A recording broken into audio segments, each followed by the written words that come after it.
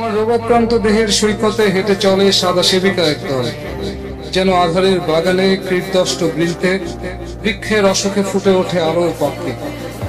আমার নকশিতে ডানায় স্থির রেখে অ্যালবাট্রোস অশান্ত সাগরের বুকে যেভাবে আনে অঢেল প্রশান্তির স্পৃহা, তুমি না চাইলেও তোমার মনস্তাপের কেবিনে আমার জরাগ্রস্ত মাথা রেখে সেভাবে খুঁজব অচেনা অশুশ্রূষা।